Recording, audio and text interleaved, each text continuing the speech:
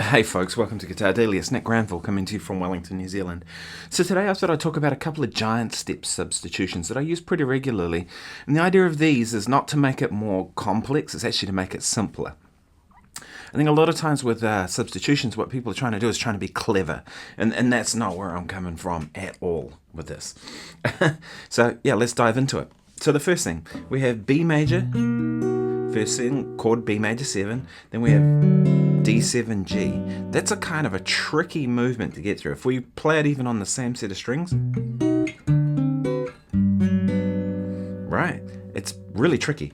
A better way of looking at it in a way that makes it much easier, if you think about D7 or D9, whichever you want to color it, essentially you could look at it as A minor 6. And that makes things so much easier because now we can go B major, A minor 6, G major, right?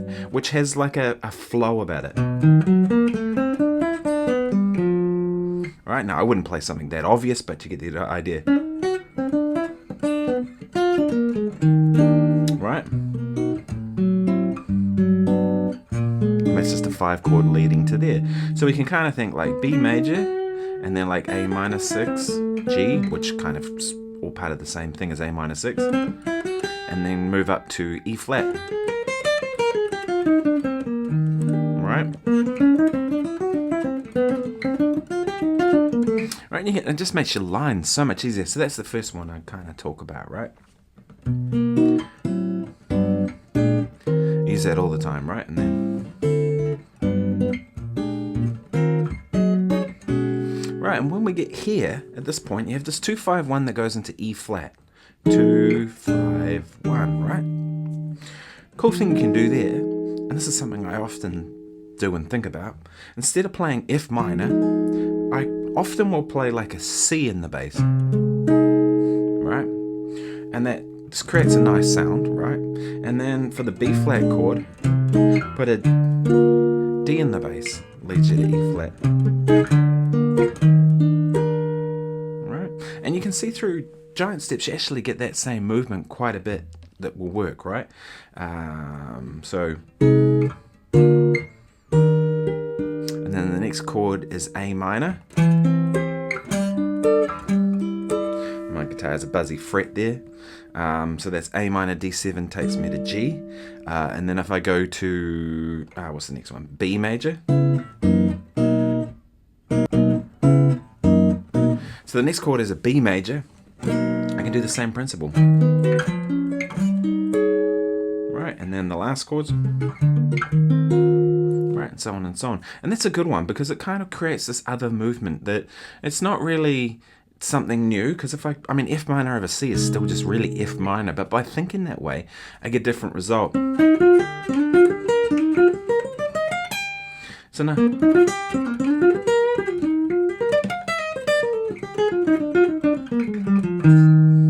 right?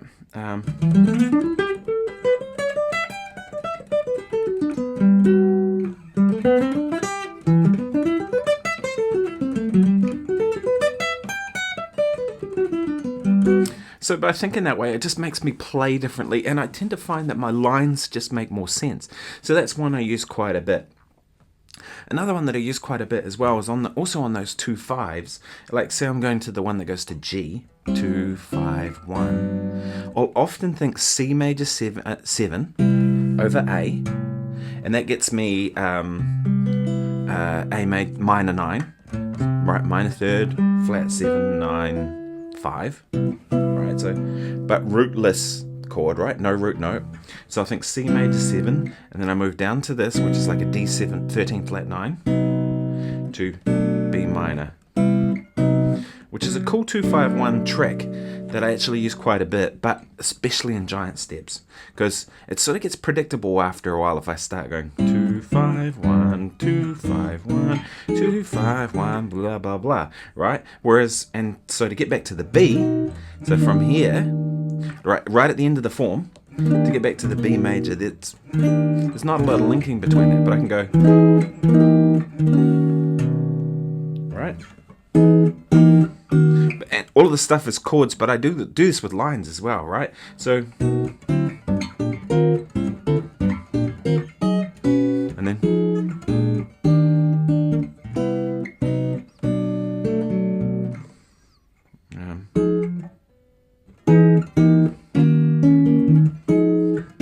and we're at the end of the form, and then I just go up one step. Takes me back to the very top. And then the cool thing about that is that chord also leads really nicely to the D7, which is the next chord. If I actually want to play the D7, earlier I discussed going to an A minor.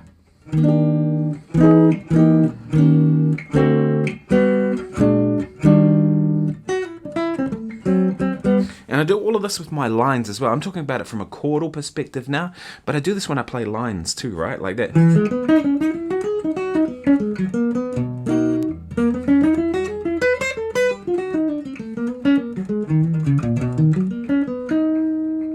Right, because the whole idea of the line is, of this harmony is like, just because I'm playing it as chords at the moment, that's how I'm viewing the harmony. It's not how I'm necessarily playing, whether I'm playing chords, solo, whatever. It's viewing the harmony in the same kind of way.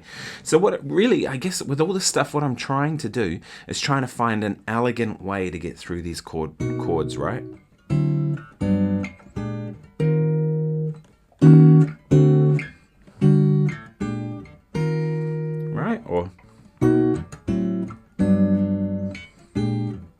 Or it could be.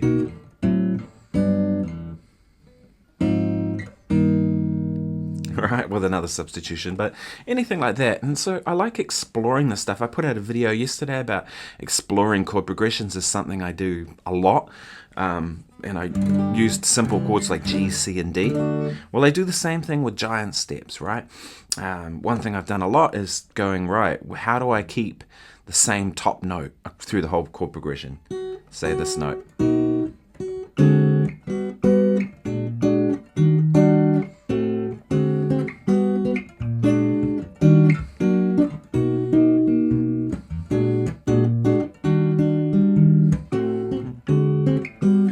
Right, and you come up with some interesting voicings. It also forces you to try and find your chords in the same position. So that's another one to try too, and that really helps with kind of seeing your way through this. Because like I said, my whole thing is trying to find an elegant way through this tune, because, you know, it's easy to play something that just kind of sounds disjointed, and that's what usually happens when most people play on giant steps. Well, thanks so much for watching. If you found this useful, please like and subscribe. Buy me a coffee's link below. I just appreciate you all being here. So it's been a great year so far. I'll continue doing this. I'm going to try and do it all the way through the Christmas period. There's probably going to be one or two I'll miss in January, I'm sure of it, because we're traveling a lot. But nonetheless, I'll see you tomorrow. Cheers.